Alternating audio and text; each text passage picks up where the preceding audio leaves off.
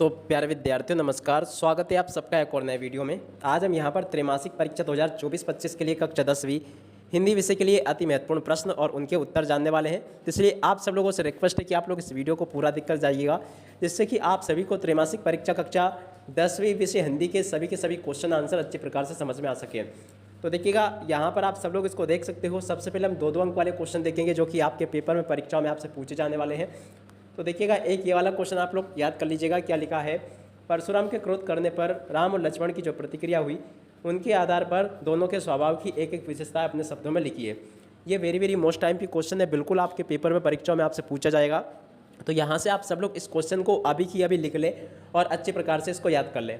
अब चलो इसके बाद में हम आगे बढ़ते हैं। वेरी मोस्ट टाइम की क्वेश्चन बता रहा हूँ सभी के सभी, और जैसा कि आप सब लोगों को पता है कि जो क्वेश्चन मैं आपको बताता हूँ वही के वही क्वेश्चन एकदम आपके एग्जाम पेपर में छपते हैं। तो यहाँ से आप सब लोग इस क्वेश्चन को भी याद कर लें। कैप्टन की मृत्यु का समाचार देते वक्त पान वाला उदास हो जाता है, क्यों? बिल्कुल सरल सा आंसर मैंने यहाँ पर आपको बता दिया है, तो आप सब लोग इसको देख लें। और उसके बाद में देखो नेक्स्ट क्वेश्चन ये लिखा है, देख सकते हो यहाँ से दिया गया है, बाल गोविंद भगत की पुत्रवधू उन्हें अकेला क्यों नहीं छोड़ना चाहती थी। वेरी मोस्ट टाइम पे क्वेश्चन बता रहा हूँ सभी के सभी, और जो क्वेश्चन मैं आपको बता रहा हूँ डंके की चोट पर आपको ऐसे बता रहा हूँ जो कि बिल्कुल आपके त्रैमासिक परीक्षा के पेपर में छप चुके हैं। तो इसलिए आप सब लोग इनको अच्छे प्रकार से याद जरूर कर ले। और उसके बाद में देखो नेक्स्ट क्वेश्चन ये लिखा है, देख सकते हो ये, यहाँ से आप लोग देख लीजिएगा, माता के आंचल पाठ के आधार पर लिखिए कि शिशु का नाम भोलानाथ कैसे पड़ा। वेरी मोस्ट टाइम की क्वेश्चन है, बिल्कुल आपके पेपर में छप चुका है ये वाला क्वेश्चन भी। तो इसलिए यहाँ से आप सब लोग इसको अच्छे से याद कर लें, क्योंकि अब आपकी परीक्षाओं के लिए बहुत ही कम समय है। तो ऐसे में जितना आप लोग अच्छी चीज़ पढ़ोगे उतना अच्छा रहेगा आप सभी के लिए, ठीक है ना। तो आप सब लोग अभी केवल और केवल मोस्ट टाइम की चीज़ों के ऊपर ध्यान दीजिएगा। और यहाँ पर मैं आपको बता दूँ, त्रैमासिक परीक्षाओं के लिए मैं आपको 3 मॉडल सेट पेपर उपलब्ध करवाऊंगा। और देखिएगा, गारंटी के साथ में मैं आपसे कह रहा हूं कि तीनों मॉडल क्वेश्चन पेपर अगर आपने देख लिए अच्छी प्रकार से, तो पूरे के पूरे क्वेश्चन आपके उसी में से फंसने वाले हैं, एक भी क्वेश्चन आपका बाहर नहीं जाएगा। तो चलो जल्दी से हम आगे बढ़ते हैं, आगे के क्वेश्चन और उनके आंसर को देखते हैं। तो देखो आगे ये वाला क्वेश्चन आप लोग याद कर लेना। क्या लिखा है? भक्ति काल की 2 विशेषताएं बताइए। तो यहाँ से आप सब लोग भक्ति काल की 2 विशेषताओं को याद कर ले। ये बिल्कुल आपके पेपर में छपेगा। आप लोग पेपर देने के बाद में कमेंट करके इस वीडियो पर जरूर बताइएगा कि मैंने जो बताया आपको कितना फंसा आपके पेपर में। बिल्कुल पूरा का पूरा फंसने वाला आपको। और उसके बाद में देखो एक ये वाला क्वेश्चन, कहानी और उपन्यास में द्वंद्व। वेरी मोस्ट टाइम पे ये पूरा का पूरा आप लोग याद कर लो। और देखो आप सब लोगों को मैं बता दूं कि मैं जो आपको क्वेश्चन आंसर प्रोवाइड करता हूं उनकी 2 विशेषताएं होती है। एक तो ये कि आपको मैं जो आंसर देता हूं बिल्कुल एकदम सरल होता है, 1 या 2 बार पढ़ने में ही आपको याद हो जाता है आसानी से, ठीक है। दूसरी बात ये कि जो क्वेश्चन आंसर मैं आपको बताता हूँ वही के वही क्वेश्चन बिल्कुल एकदम आपके पेपर में छपते हैं, ठीक है। तो आप सब लोग इनको बिल्कुल याद कर लीजिएगा। और ये ऐसे क्वेश्चन आंसर है जो कि बिल्कुल आपके त्रैमासिक के साथ साथ में आपकी अर्धवार्षिक और वार्षिक परीक्षाओं में भी काम आने वाले हैं। और उसके बाद में देखो एक ये वाला क्वेश्चन याद कर लीजिएगा, दोवाचन की परिभाषा उदाहरण सहित आपको लिखना है। तो देखिएगा, ये एक अर्धसमात्रिक छंद है, इसके 4 चरण होते हैं। पहले और तीसरे विषम चरणों में 13 मात्राएं होती है, तथा दूसरे और चौथे सम चरणों में क्या होती है, 11 मात्राएं होती है, ठीक है ना। तो यहाँ पे आप लोग ये विषम लिखा है, इसको सम कर लेना, ठीक है। और ये इसका उदाहरण हो जाएगा, रहीमन पानी राखिए, पानी बिन सब सून, पानी गए ना उबरे, मोती मानो सून। उसके बाद में यहाँ से आप सब लोग इनको देख लें कि ये 2 खंड काव्यों के नाम लिखते हुए उनके रचनाकारों के नाम आपको बताने हैं, ठीक है। तो खंड काव्य पंचवटी है, जयद्रथ वध है, सुदामा चरित है। अब इनके रचनाकार अगर देखें तो देखो, पंचवटी के रचनाकार है मैथिली शरण गुप्त, जयद्रथ वध के रचनाकार है मैथिली शरण गुप्त, और सुदामा चरित के भी वो है रचनाकार नरोत्तम दास। तो यहाँ से आप सब लोग इनको याद कर लोगे। उसके बाद में नेक्स्ट क्वेश्चन को देखते हैं, ये रहा, आप सब लोग पढ़ लें इसको। क्या लिखा है? रस की परिभाषा लिखते हुए रस के अंगों के नाम लिखिए। तो देखिएगा, यहाँ से आप सब लोग इसको देख लें, किसी काव्य को पढ़कर सुनकर या किसी नाटक घटना को देखकर जिस आनंद की अनुभूति होती है उसे रस कहते हैं। वेरी मोस्ट टाइम पे क्वेश्चन है, आप सब लोग इसको यहाँ से याद कर लेना। और उसके बाद में देखो यहाँ से आप सब लोग इस क्वेश्चन के आंसर को भी याद कर लें। वीर रस की परिभाषा का एक उदाहरण आपको देना है, ये भी वेरी मोस्ट टाइम पे आप सब लोग इसको अच्छे से कंप्लीट कर लें। और इसके बाद में देखो यहाँ से आप सबको इनकी संधि पहचाननी है। हिमालय का संधि विच्छेद करना है, जगदीश का संधि विच्छेद करना और संधि का नाम पता लिखना है, ठीक है। तो यहाँ से देख लो आप सब लोग इसको।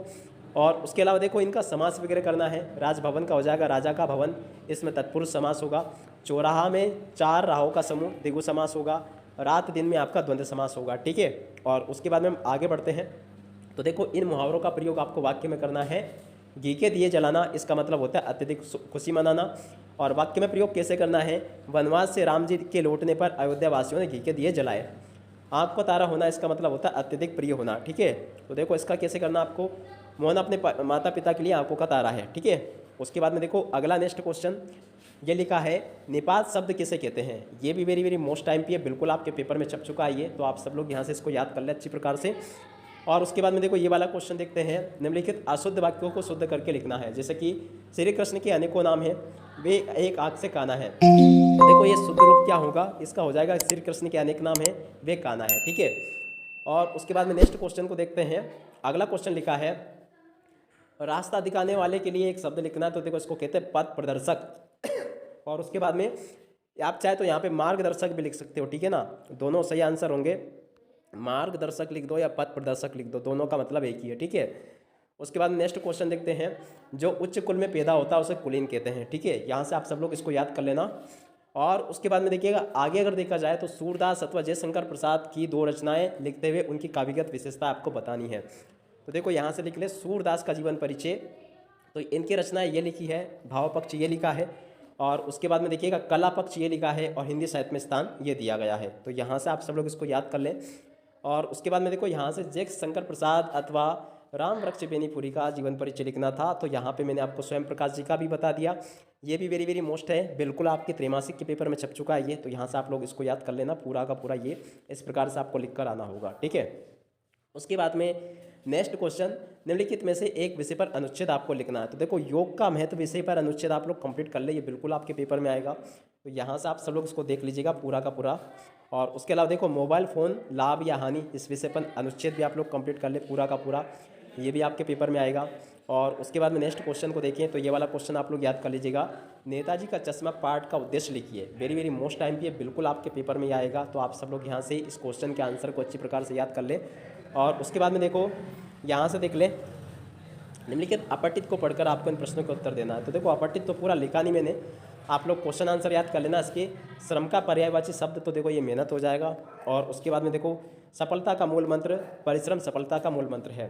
श्रम करने वाले को रक्षक कौन होता है, तो देखो श्रम करने वाले का रक्षक आत्मविश्वास होता है। ठीक है, उसके बाद में देखो यहाँ से आप लोग देख लो ये वाला क्वेश्चन, निम्नलिखित काव्यांश का संदर्भ प्रसंग से भावार्थ आपको लिखना है। कूदो ताको, तो देखो ये संदर्भ लिखा है, और उसके बाद में देखो ये प्रसंग लिखा आपका, और उसके बाद में देखो ये भावार्थ आपको दिया गया है, यहाँ से देख लो आप सब लोग। और उसके बाद में देखो यहाँ से आप सब लोग निम्न की गद्यांश की प्रसंग व्याख्या आपको करनी है। तो देखो पान वाले के लिए, ये पूरा तो लिख नहीं पाया मैं, मगर फिर भी आप लोग देख लेना, इसके शुरू के शब्द होंगे पान वाले के लिए और पाया होगा। ये संदर्भ प्रसंग व्याख्या बिल्कुल आपके पेपर में आएगी।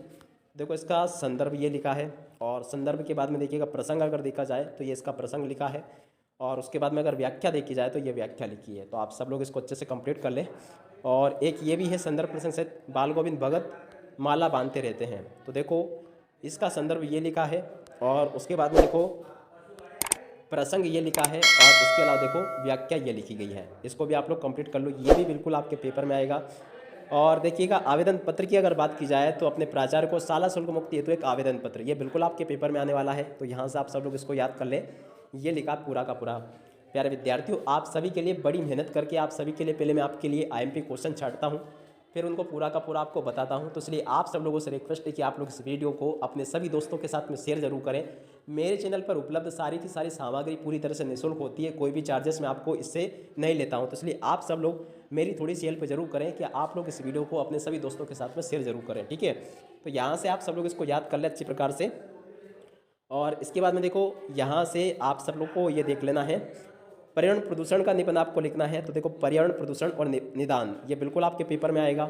यहाँ से देख ले, ये प्रस्तावना लिखा है, ये प्रदूषण के प्रकार लिखे हैं, और ये जल प्रदूषण वाला पॉइंट, ये मृदा प्रदूषण वाला पॉइंट, ये ध्वनि प्रदूषण वाला पॉइंट, और ये पर्यावरण के दुष्परिणाम। तो इस प्रकार से आप लोग कंप्लीट कर ले इसको पूरा का पूरा। तो देखिएगा आपके पेपर के लिए वेरी वेरी मोस्ट टाइम के क्वेश्चंस मैंने यहाँ से आपको बता दिए हैं। अब इसी के साथ में इस वीडियो को यहीं पर पूरा करते हैं। नमस्कार, जय हिंद, जय भारत।